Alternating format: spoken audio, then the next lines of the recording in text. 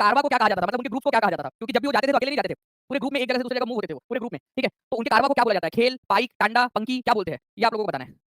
ठीक है? इंपॉर्टेंट है, एग्जाम के अंदर में आप लोगों से पूछा जा सकता है। तो प्लीज़ इस पर्टिकुलर पॉइंट को याद रखिएगा आप लोग। तो देखिए अगर मैं आप लोगों को बताऊँ फ्रेंड्स कि जो मूविंग पीपल है, एक जगह से दूसरी जगह जो घूमते रहते हैं, उनको घुमंतू या खाना बदोश कहा जाता है। क्या बोला जाता है? खाना बदोश। कभी अगर आ जाए ना तो याद रखना, खाना बदोश मतलब एक जगह से दूसरी जगह घूमने वाले घुमंतू लोग, ठीक है? तो बंजारे जो थे, वो भी घुमंतू थे, खाना बदोश थे। लेकिन कैसे खाना बदोश किस लिए घूमते थे एक जगह से दूसरी जगह? व्यापार के सिलसिले में, व्यापार करने के लिए। तो ये व्यापारी खाना बदोश थे। तो बंजारों के बारे में कौन-सा वाला स्टेटमेंट सही है? अगर ऐसा आ जाए, तो ये व्यापारी खाना बदोश थे। एक जगह से दूसरी जगह व्यापार करने के लिए घूमते रहते थे, ठीक है? इनका जो ग्रुप था या कारवां, कारवां मतलब ग्रुप, ठीक है? वो बोलते हैं ना कि हम तो अकेले ही निकले थे जानी बेमंजिल। हम आगे बढ़ते चले गए और कारवां बनता चला गया। कारवां बनता चला गया का मतलब क्या है? ग्रुप बनता चला गया, हुजूम बनता चला गया। तो कारवां जो ग्रुप था उनका, उसको टांडा कहा जाता था, टांडा इंपॉर्टेंट है, ठीक है? तो यहाँ पर मैं आप लोग इंग्लिश में देख सकते हो, टांडा इसको बोला जाता था, याद रखना आप सभी लोगों ने, ठीक है? बंजारों के ग्रुप को टांडा बोलते थे।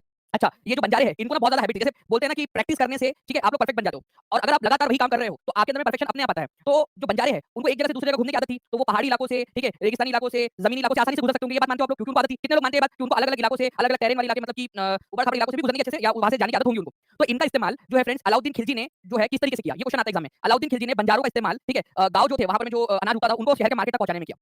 तो कौन-सा राजा था जिसने बंजारों का इस्तेमाल जो है शहर के मार्केट तक अनाज पहुँचाने में किया? तो आंसर क्या होगा? अलाउद्दीन खिलजी। अच्छा और कोई राजा था कि जिसने बंजारों का इस्तेमाल किया है? जी। तो देखिए फ्रेंड्स जो जहांगीर था, ये याद रखना आप लोगों ने, जहांगीर जो है उसने अपनी जो मेमोरी लिखी है, मतलब अपनी जो आत्मकथा लिखी है जहांगीरनामा, उसमें भी उसने बताया है कि कैसे मुगल आर्मी के लिए जो दूर-दराज के इलाकों में मुगल सेना होती थी, वहाँ तक अनाज पहुँचाने के लिए भी इनका इस्तेमाल करते थे, बंजारों का।